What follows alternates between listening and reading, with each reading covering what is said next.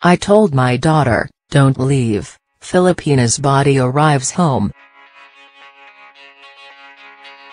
Joanna Demafelis' body arrived home from Kuwait in a coffin Friday, 4 years after she left the Philippines to work as a maid, and days after her corpse was found stuffed in a freezer, allegedly by her employers. Joanna's sister Jessica sobbed as she clutched the casket soon after it arrived in the Philippines' capital Manila, a devastating end to months of uncertainty over the fate of the 29-year-old domestic worker. The discovery of Demafelis' body last week led to a fiery outburst from Philippines President Rodrigo Duterte, who vowed to sell his soul to the devil to bring home workers who were being abused in Kuwait. Of more than 250,000 Filipinos in the Gulf country, at least 60 are domestic workers who live and work in the homes of their employers for more money than they can earn at home. In the small town of Sara, on the Philippines island of Pana, Demafelis' mother Eva told CNN Joanna was determined to leave to earn money for her family. I told my daughter, don't leave.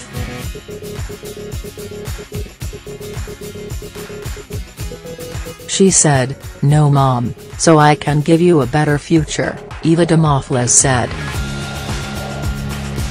One of 9 children, Joanna was determined to find a job that would help lift the family out of poverty.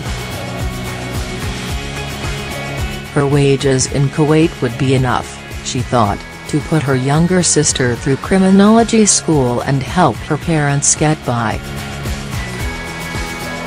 The family suffered a devastating blow when Typhoon Haiyan tore through the Philippines in 2013, destroying their home and flattening the rice fields they had already pawned. From his half-built house, Joanna's father can see the rice fields they had hoped to buy back. With tears in his eyes, he says he had never stopped putting food on table and never wanted his daughter to go so far away. I told her, why do you need to leave for Kuwait, we have enough to eat, Crisento Demafelis said. The last phone call home Joanna finished high school but there were few job prospects in Sara.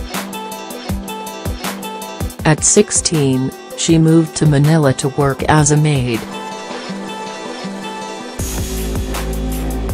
When other women told her she could earn more money overseas, she convinced her family she should go. During her first year in Kuwait in 2014, Joanna sent them money every 3 months. Then nothing.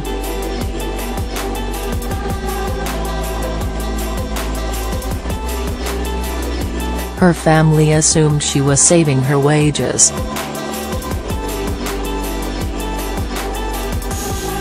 In 2016, she called home for the last time. Joanna insisted everything was fine, but her younger sister Joyce suspects the call was being monitored. I had a feeling that her employer was near her and there were limits on our phone conversation, she said. The call lasted just 7 minutes.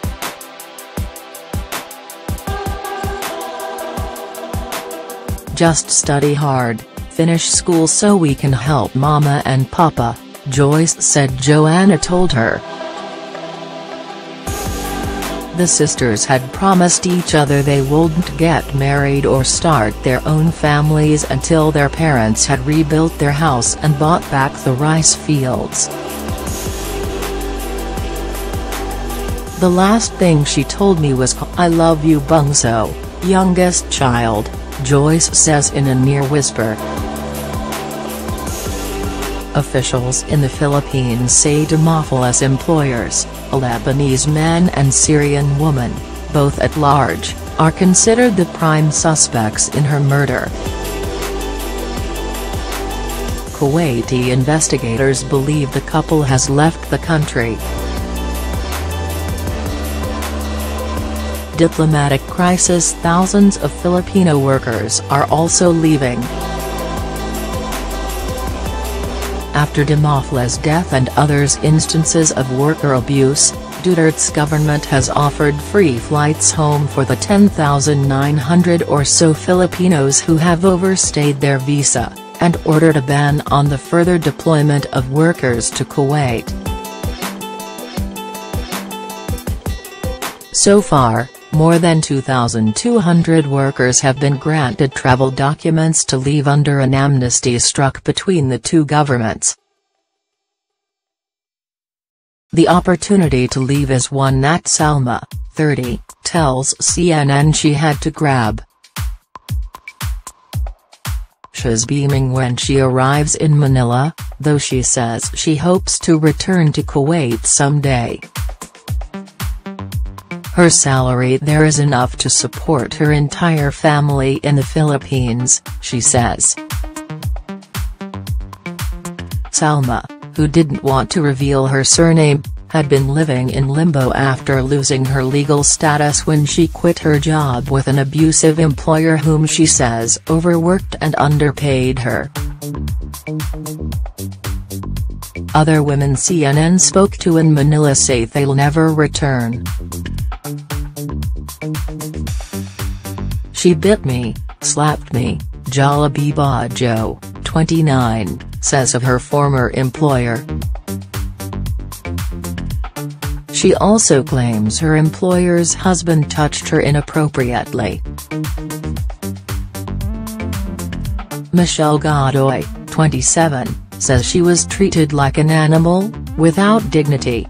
Both found work with other employers, but the fear of being punished for overstaying their visas prevented them from returning home.